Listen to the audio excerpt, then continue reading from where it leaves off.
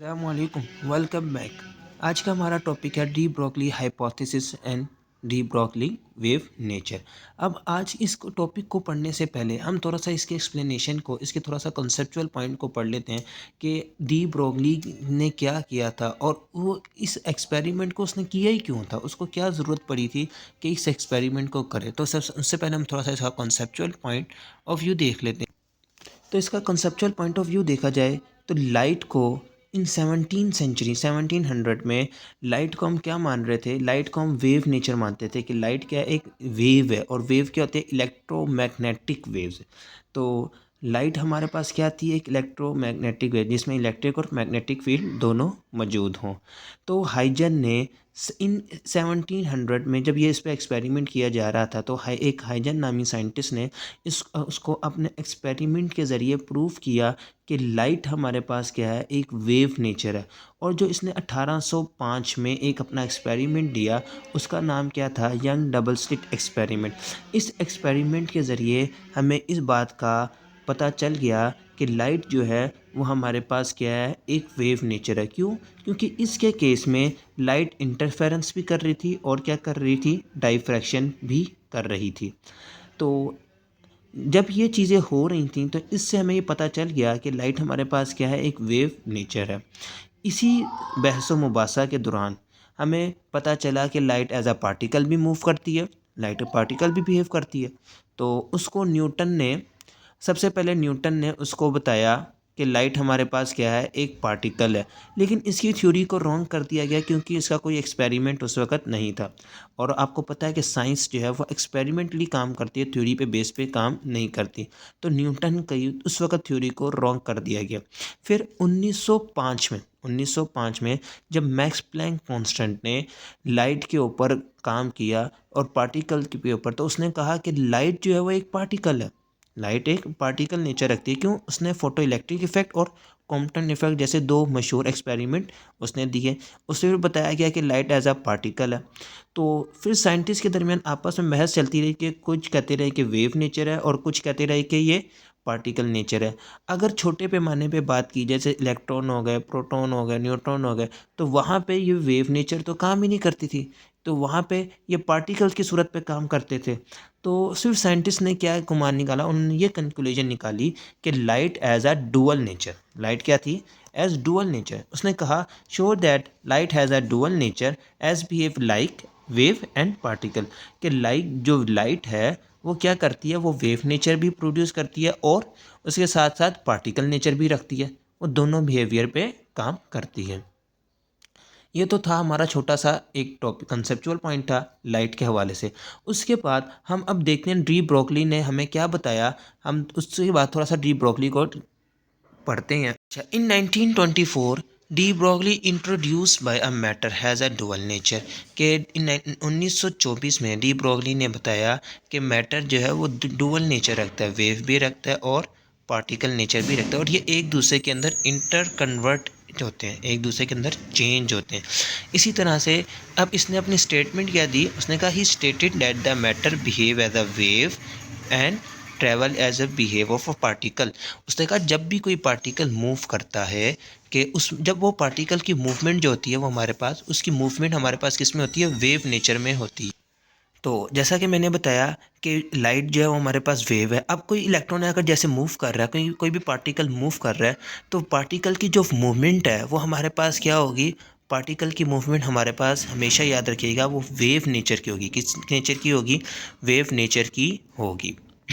अब इसकी हम ड्युअलिटी ऑफ मैटर को देखते हैं कि इसका रिलेशनशिप देखते हैं कि मैटर के साथ यह हमारे किस तरह से रिलेट करती है आपस में एक दूसरे को। तो ये इसका रिलेशन है ड्युअलिटी ऑफ मैटर में। तो सबसे पहले देखें E is equal to m c square, के ई को एनर्जी जो है वो हमारे पास आइंस्टाइन जो मैथ्स इक्वेशन है वो हमारे पास ये आइंस्टाइन मैथ्स इक्वेशन है। और इस इक्वेशन को हम इस तरह से भी लिख सकते हैं, E is equal to p c. जो पी है ये हमारे पास ये मोमेंटम है, ठीक है, और सी जो है हमारे पास वेलोसिटी है, जो स्पीड ऑफ लाइट है। अच्छा, ई जो हमारे पास किसके इक्वल होता है, हमें प्लैंक कांस्टेंट में इसकी पढ़ा भी था कि E is equal to h f के इक्वल होता है और फ्रीक्वेंसी हमारे पास होती है सी ओवर लैम्डा के इक्वल होती है।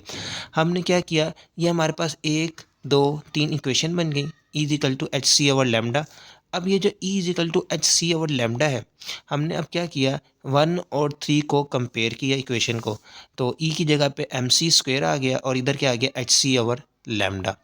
ये सी और सी से कैंसिल हो गया, हमारे पास क्या बच गया, एम सी, ये दो स्क्वायर थे ना, सी था तो 2 सी थे, तो यहाँ पे ये 2 का एक 1 कैंसिल हो गया, तो हमारे पास क्या बचा, m c is equal to h over lambda. और लैम्डा की वैल्यू हमारे पास क्या होती है, और लैम्डा किसके इक्वल होता है, तो आप ये देखें, लैम्डा हमारे पास इक्वल होता है एच ओवर पी के, एच ओवर पी के लैम्डा इक्वल होता है, और एम ओवर सी किसके इक्वल होता है, पी के इक्वल होता है एम ओवर सी, क्योंकि ये मोमेंटम है, मोमेंटम किसके इक्वल होता है, p equal to m v के, और वी को हम स्पीड ऑफ सी लिख सकते हैं। तो हमने क्या किया, यहाँ पे हमें इक्वेशन बनी रही थी एम सी की जगह पे पी आ गया, एच ओवर लैम्डा आ गया, और हमें तो लैम्डा चाहिए, तो ये लैम्डा इधर डिवाइड हो रहा था, इधर आके मल्टीप्लाई हो जाएगा, और ये पी इधर डिवाइड हो रहा था, मल्टीप्लाई हो रहा था, इधर आके डिवाइड हो जाएगा, तो lambda is equal to h और पी। तो दिस रिलेशन, ये रिलेशन जो है ये शो करेगा, और ये रिलेशन बताएगा, ये वैलिडिटी किस किस पे है, ये रिलेशन ये सिर्फ वेव पार्टिकल पे, नेचर पे ये वैलिड रहेगा।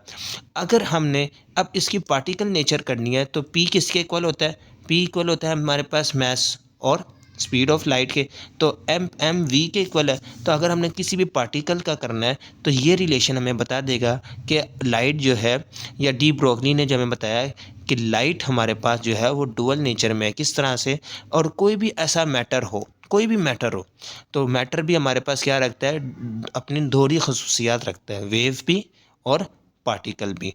तो ये रिलेशन हमें शो कर रहा है कि हम अगर हमने पार्टिकल को निकालना है, तो पार्टिकल किस तरह से वेव नेचर में शो करेगा, और इस रिलेशन को हम क्या कहते हैं, probability of a wave, probability of a wave. फ़र्ज़ करें, अब प्रोबेबिलिटी होती क्या है, हमें कैसे पता चलेगा प्रोबेबिलिटी क्या होती है, तो आपके पास क्या है, एक इलेक्ट्रॉन है, अब इलेक्ट्रॉन जो है स्पेस में वो एक जगह पे थोड़ी ना होगा, मुख्तलिफ जगह पे होगा, तो प्रोबेबिलिटी भी हमारे पास यही होती है कि वो कहता है कि इलेक्ट्रॉन में हमें नहीं पता कि कितना ज़्यादा इलेक्ट्रॉन कहाँ पे ज़्यादा होगा या कहाँ पे कम होगा, तो स्पेस, क्योंकि स्पेस है, स्पेस में इलेक्ट्रॉन मूव करते हैं, तो ये प्रोबेबिलिटी में हमारे पास यही बताता है कि हमारे पास वेव कितनी कम होगी और कितनी ज़्यादा होगी, ये हमारे पास क्या कहलाएगा, प्रोबेबिलिटी ऑफ अ वेव कहलाएगा। Where the lambda is the wavelength associate with the moving of a matter, कि जो लैम्डा है वो क्या कर रहा है, एसोसिएट कर रहा है किसके, मूविंग ऑफ मैटर के साथ, तो p is equal to m v is a momentum associate with the matter, और ये मोमेंटम किसके साथ जुड़ा हुआ है, मैटर के साथ। तो this formula is called de Broglie wavelength, और इस फार्मूले को हम क्या कहते हैं, डी ब्रोगली वेवलेंथ भी कहते हैं। अब इसके कुछ एग्जाम्पल देख लेना छोटी सी, कि हमारे पास एक बॉल है और एक हमारे पास इलेक्ट्रॉन है। बॉल की उसने मैस हमें बता दिया, 0.5 किलोग्राम बॉल का मैस है, और उसकी जो वेलोसिटी है, जिस वेलोसिटी से वो मूव करी वो कितनी है, 13.3 मीटर पर सेकंड है। हमने फार्मूला लगाया, एच की वैल्यू हमारे पास, एच हमारे पास प्लैंक कांस्टेंट है, तो 6.64 मल्टीप्लाइड बाई 10⁻⁻34 आ गया। उसके बाद एम की वैल्यू हमने लगाई, सी की वैल्यू लगाई, सी को हमने बताया कि वो हमारे पास वो वी के इक्वल होता है, हमने वैल्यू लगाई, तो ये देखिए lambda is equal to 1.5 multiplied by 10⁻⁻34, ये बोल के हमारे पास क्या आ गई, वेवलेंथ आ गई। और आपको पता है कि जितनी वैल्यू माइनस में बड़ी होती है, उतनी वैल्यू माइनस में छोटी होती है, तो आप खुद देखें कि -34 आ रहा है, और दूसरी तरफ क्या आ रहा है, इलेक्ट्रॉन में -11, तो ये इलेक्ट्रॉन से भी बहुत जो छोटी चली गई, बॉल की नेचर कितनी चली गई, बहुत ज़्यादा छोटी चली गई, और इलेक्ट्रॉन में, और माइनस में क्या होता है, माइनस में जितनी वैल्यू हमारे पास छोटी होती है उतनी बड़ी होती है, और जितनी वैल्यू बड़ी होती है उतनी हमारे पास वो छोटी होती है। यहाँ पे -34 है और यहाँ -11 है, तो आप खुद कंपैरिजन करें कि किसकी वेवलेंथ यहाँ पे ज़्यादा होगी। ठीक है, यहाँ तक हमारा डी ब्रोगली वेवलेंथ है। इंशाल्लाह नेक्स्ट टॉपिक में मिलेंगे, उम्मीद है आपको ये समझ आएगी। हम नेक्स्ट टॉपिक में मिलेंगे इंशाल्लाह।